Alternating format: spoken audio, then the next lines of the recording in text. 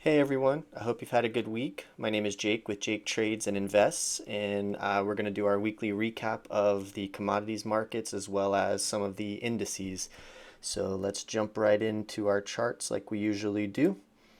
We're going to start here on gold. Gold looks like it's had a strong week this week after breaking out of its consolidation pattern. I would expect to see a little bit of pullback, maybe some consolidation here while these moving averages catch up before heading higher. But I do think gold looks good to head higher. Target being somewhere between 2,900 and 3,000 makes logical sense. So we'll give it a few weeks and see if gold will continue to head towards that $3,000 target. For silver, we've also had a really strong week after retesting this $30 zone here. We had a really strong impulse up out of our resistance zone coming down.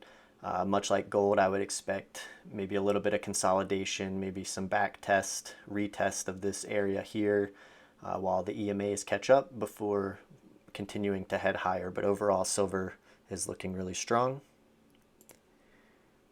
For platinum, we've also had a really strong week this week after doing a little bit of consolidating here. You could see some buyers stepping in early in the week and holding this price around that $960 range, really before taking off Wednesday, Thursday, and Friday, heading into this resistance area here. I'll zoom out a little bit so we can see the full pattern.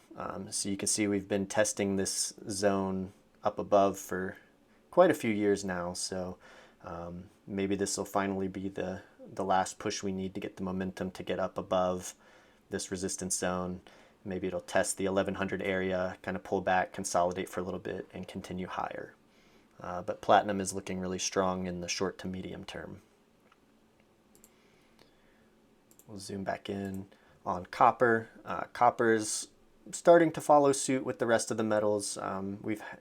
Since the beginning of the year, we've had a strong push up, a little bit of a pullback and some consolidation here right above the moving averages.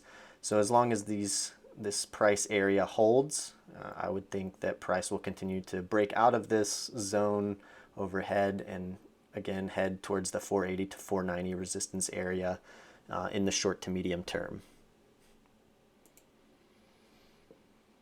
Crude oil also looking like it's finishing up some consolidation. We did break out of our resistance area and immediately kind of pulled back to retest some of that area as well. We pulled back to these 50 and 100 EMAs. So I would think it looks like the buyers are kind of stepping in with these wicks here at the bottom of those candles over the last week. With some strong candles towards the end of the week. I would think over the next few weeks we would continue to work higher, break out of this resistance zone that we already broke out of a couple weeks ago and head higher. Natural gas looks like it had a rough week this week. We had some strong impulses up, got around the 430 range, and then about 2 weeks ago reversed pretty hard. And then that reversal continued into this week with some big gaps here. So if price can stabilize in this area, let's extend this resistance zone here. So if price can stabilize around this $3 range, let the 200 EMA catch up, it might be a good buying opportunity before natural gas heads higher. But I'm not really sure what caused the market to drop like this, but I'm thinking if $3 holds over the next week or so, it could be a good buying opportunity once everything kind of stabilizes in the natural gas market. All right, we'll jump over to the indices. So this S&P 500, the other week we had broken out of our little flagging pattern here. And then with Monday's news, we had a pretty large gap down back into it, but immediately came back up the rest of the week. And now we're sitting right on top of the flag area. So I would think over the next week or so, as long as we can hold above the 50 EMA and above our flag pattern area, S&P 500 looks good to continue higher and hit all-time highs. As for the Nasdaq, same story as the S&P. We had broken out of this flag consolidation pattern, and then with Monday's news around DeepSeek AI and all of that, spooked the markets. Pretty large drop in the tech sector. However, that did rebound for the rest of the week, and we got back above this flagging pattern here. So again, as long as it holds above the 50 EMA and above the flagging pattern, I think Nasdaq looks good to continue higher. As for the Dow Jones, different story, I guess, because it's not really impacted by the large tech stocks as much. Dow is continuing the momentum higher. We did have a strong selling day on Friday, but I would think, as long as the other indices continue to hold firmly around where they're at, the Dow shouldn't do any different.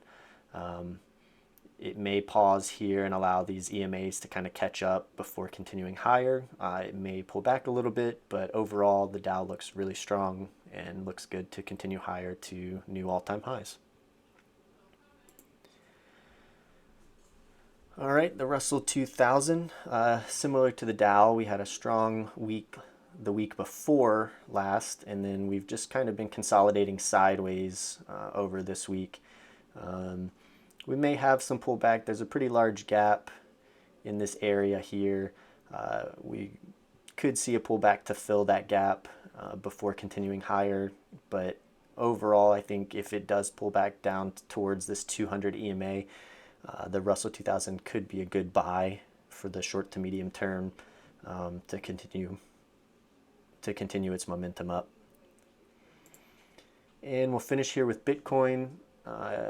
Like the S&P and the Nasdaq 2 weeks ago, Bitcoin broke out with some pretty big momentum, and since has just been kind of chopping sideways.